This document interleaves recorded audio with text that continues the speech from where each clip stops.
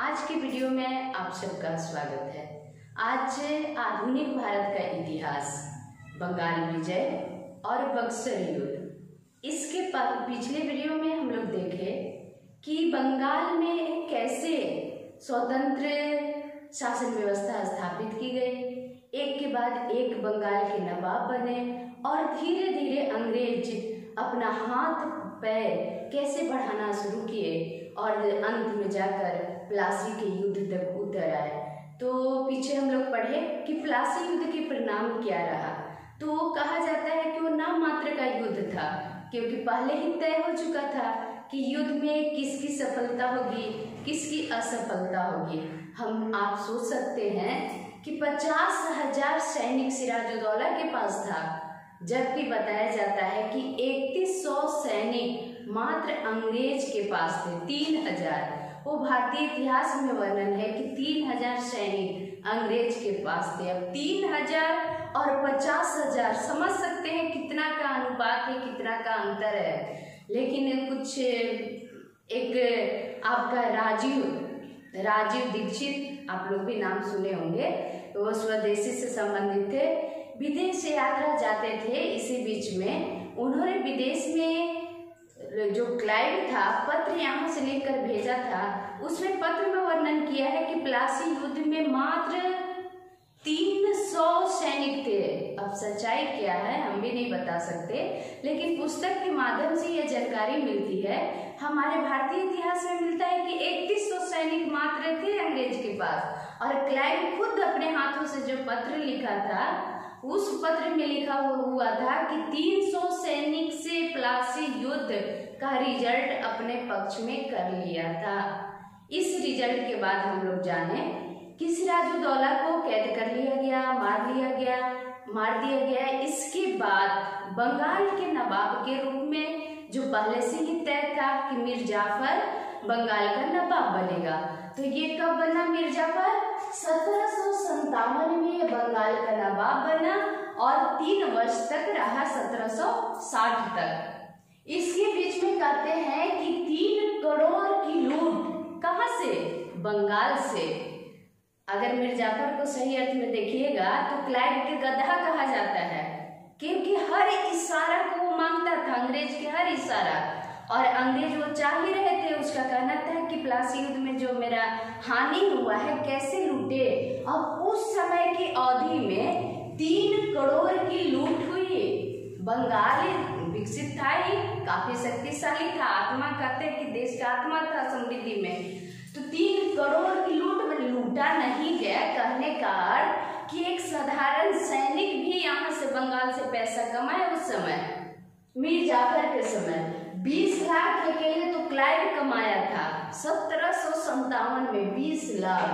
दूसरा 170 लाख रुपए जो हम लोग पीछे पढ़े कि फोर्ट विलियम जो किला था उसके घेराबंदी कर रहा था, घेराबंदी में रोक लगाया था सिराजुद्दौला, जो बल की कारण भी बना प्लासी युद्ध के। तो उसमें जो फोर्ट विलियम किले बंदी में कहना था क्लाइव का कि सिराजुद्दौला के कारण काफी क्षति हुई है, इसलिए 1 करोड़ 7 लाख रुपए क्षतिपूर्ति के रूप में लिया। मीर जाफर भी देखते देखते वो भी तंग आने लगा, और अंग्रेज भी देखे कि 3 साल में ये कुछ कर नहीं रहा है, कुछ विकास भी नहीं कर रहा, और जो हम करना चाह रहे वही, तो फिर क्यों नहीं इसको हटा दिया जाए। और वहाँ मीर कासिम जो था उस रखा, अपना प्रस्ताव रखा कि अगर हमको बना देते हैं तो हम और अच्छा बंगाल में आप लोग जो कहिएगा वही होगा। तो 1760 में मीर जाफर को हटा दिया जाता है, क्या बोल के? 15,000 महीना आप लीजिए और सत्ता को छोड़िए, किनारे जाइए। आप समझ सकते हैं, एक शक्तिशाली सेनापति था मीर जाफर।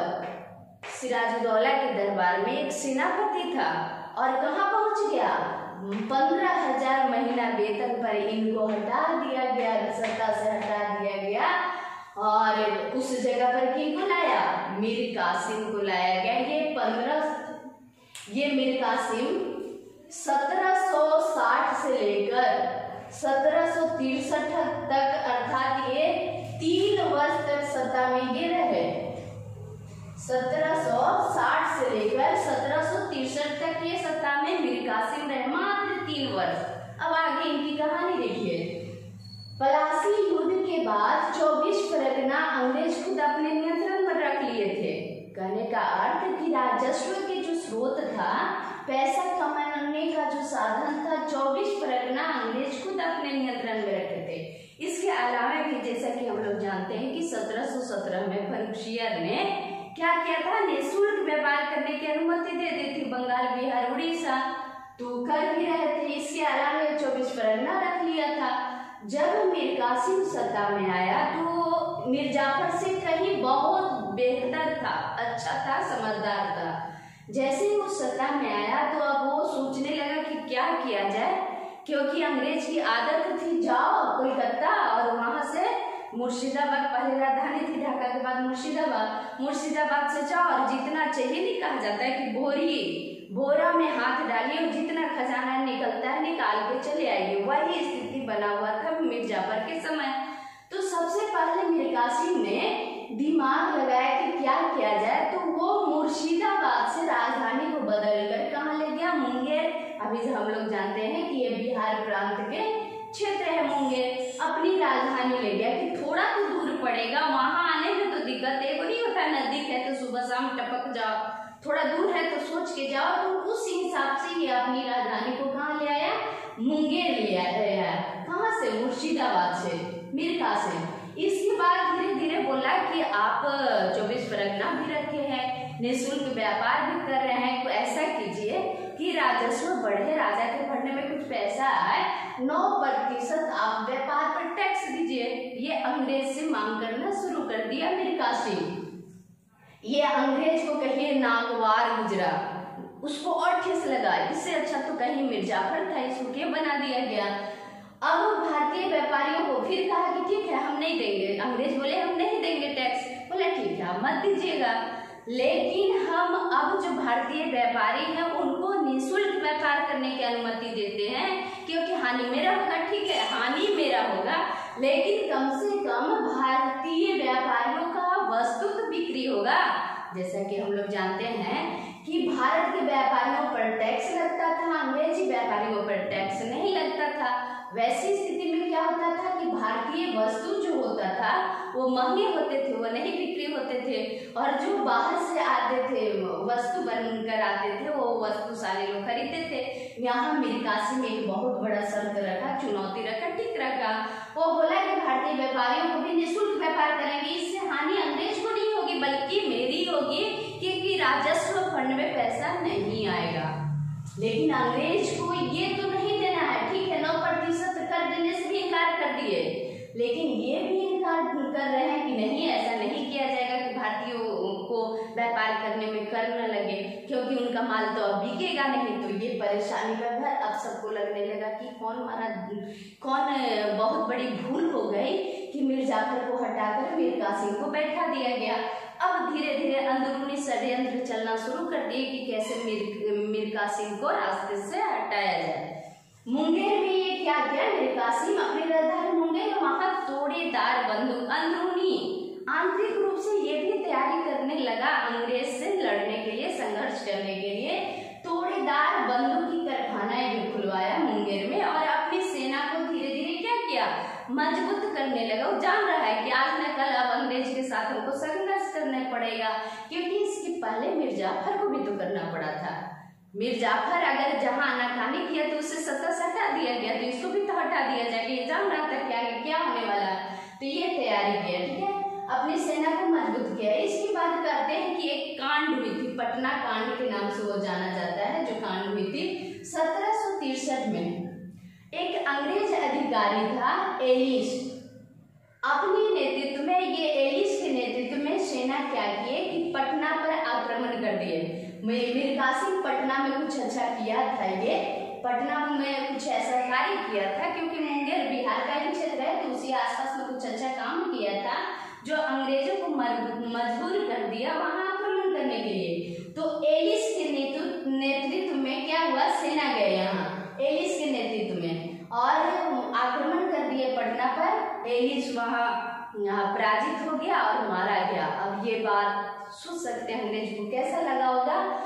तुरंत क्या किए कि वो मीर कासिम को हटा दिएगा सत्ता से कि अब आप जाइए। और पुनः दोबारा कौन बैठा 1763 में बंगाल का नवाब बनना।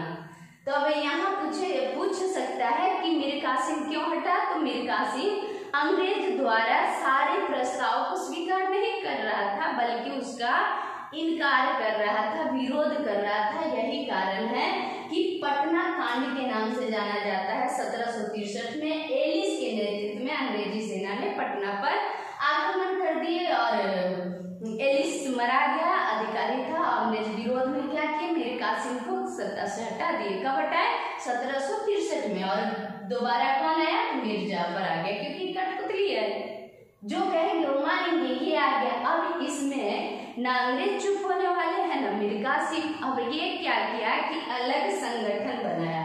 इस संगठन में कौन कौन है, देखिए शुजा-उद-दौला, ये अवध की नवाब है शुजा-उद-दौला। और दूसरा है शाह आलम द्वितीय। उस समय हम लोग जान रहे थे कि पूरे भारत में किसका शासन था, मुगलों का शासन था। पूरे भारत में किसका शासन था, मुगलों का शासन था।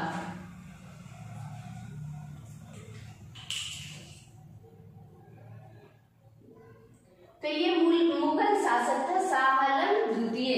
एक शुजा-उद-दौला मुगल शासक शाह आलम द्वितीय, और तीसरा मीर कासिम जो पूर्व बंगाल के नवाब था नहीं, पूर्व था, तो मैंने है नहीं था।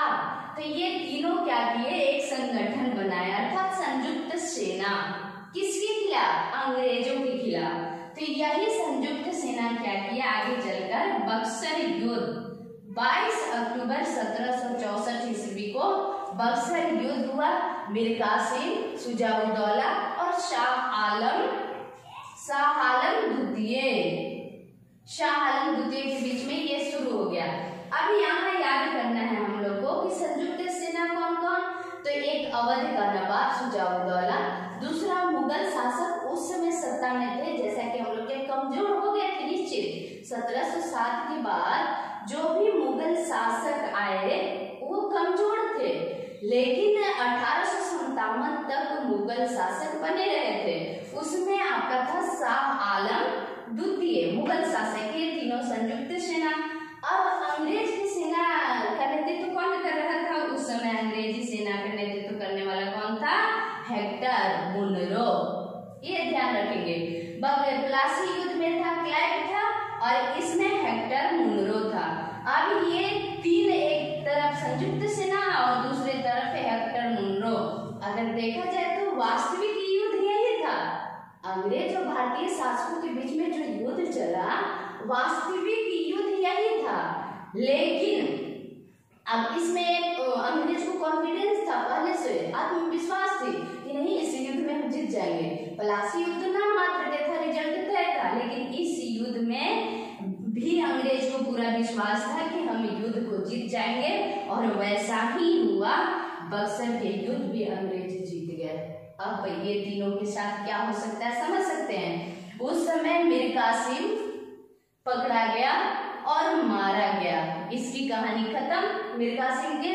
अब बचा शुजा-उद-दौला अवध के नवाब और दूसरा शाह आलम द्वितीय मुगल शासक।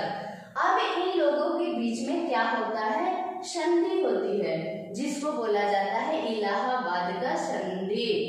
इसी युद्ध के परिणाम होता है कि अंग्रेज भारत में निश्चित हो जाता है कि अब भारत की सत्ता को कौन संभालेंगे, तो अंग्रेज संभालेंगे। यहाँ इलाहाबाद की संधि भी अगर देखेंगे तो दो हुआ था। एक हुआ है आपका किसके साथ, मुगल के साथ, मुगल शासक के साथ अंग्रेज और मुगल के बीच, और दूसरा हुआ है अंग्रेज और अवध के नवाब के बीच। इसमें जो संधि हुआ, ये हुआ प्रथम संधि, जो हुआ इलाहाबाद के प्रथम संधि, ये हुआ आपका 12 अगस्त 1765 को। इलाहाबाद की प्रथम संधि 12 अगस्त 1765 को।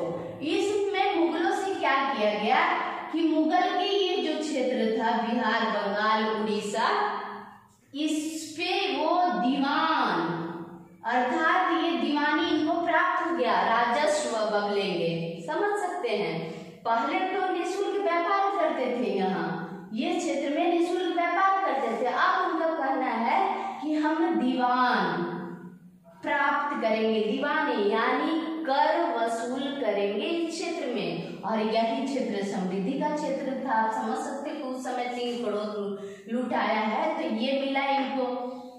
इसके अलावे 26 लाख रुपए हर्जाना के रूप में वार्षिक कर कहिए देना पड़ा। 26 लाख रुपए मुगल को देना पड़ा, किसको? अंग्रेज को देना पड़ा। ये है आपका इलाहाबाद की संधि।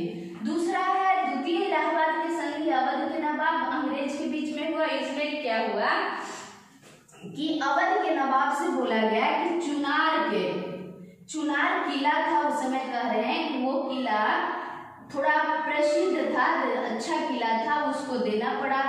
चुनार के किले लिए। इसके बाद कहते हैं चुनार के किले के साथ कड़ा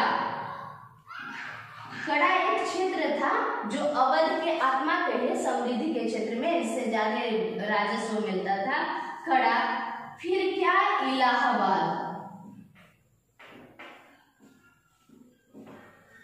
इलाहाबाद किसको देना पड़ा? चुनार के किला, कड़ा, इलाहाबाद और 50 लाख रुपए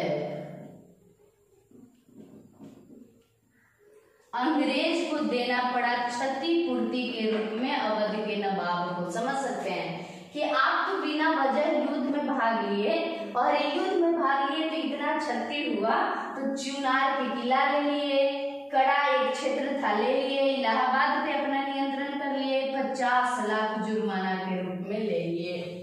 किसका हानि हुआ? भारतीयों का हानि हुआ। सिर्फ अवध का हानि नहीं हुआ, मुगलों का हानि नहीं हुआ, बल्कि भारतीयों की हानि हुई। ये है आपका अंग्रेज।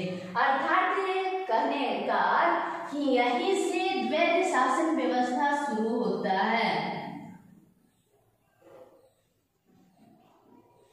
द्वैध शासन व्यवस्था यहीं से शुरू होता है। द्वैध नाम से ही पता चलेगा कि दो तरफ, अर्थात एक तरफ कर्तव्य और दूसरा तरफ अधिकार। एक तरफ शासकीय राजा और दूसरा तरफ दीवान के रूप में अंग्रेज। पैसा के मालिक अंग्रेज रहेंगे और शासन व्यवस्था या कुछ भी प्रशासनिक देखना है तो ये जो शासक है नवाब वो देखे। ये स्थिति था। ये शुरू हुआ कब से? तो यहाँ पूछता है कि बंगाल दीवानी उनको कब प्राप्त हुई? तो 65 में। द्वैध शासन व्यवस्था कब शुरू हुआ? तो 1765 में। ये कब तक चला? तो 1772 तक चला। 65 में तुरंत क्लाइव आ जाता है। जैसे ही बक्सर युद्ध का परिणाम होता है कि दोबारा क्लाइव पहुंच जाता है और द्वैध शासन व्यवस्था कौन शुरू करता है? तो क्लाइव शुरू करता है। और समाप्त कौन करता है? तो हेस्टिंग्स करता है। वारेन हेस्टिंग्स इसको समाप्त करता है, द्वैध शासन व्यवस्था को शुरुआत करता है क्लाइव। इससे हम लोग को साफ पता चलता है कि बक्सर के युद्ध के परिणाम के कारण अंग्रेज 1707 में औरंगजेब की मृत्यु हुई।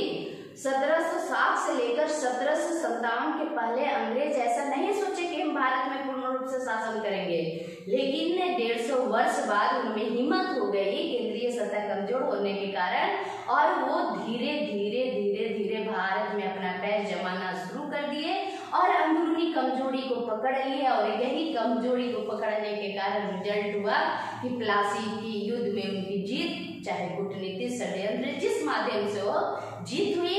इसके बाद उनमें हिम्मत आई कि बक्सर के युद्ध में जीतने के बाद मीर कासिम को मार दिया जाता है। इसके बाद अवध और मुगल से क्षतिपूर्ति के रूप में, वार्षिक कर वृद्धि के रूप में, जुर्माना के रूप में इतने पैसे लिए जाते हैं, इतने सारे शर्त किए जाते हैं, द्वैध शासन व्यवस्था भारत में शुरू कर देते हैं। अर्थात नाम मात्र के स्थानीय शासक और वास्तविक शासक अंग्रेज हो जाते हैं। अब उम्मीद है कि ये सारे वीडियो आप लोग को समझ में आ गया होगा। अगले वीडियो लेकर मैं फिर उपस्थित होंगी। सब्सक्राइब लाइक जरूर करेंगे। धन्यवाद।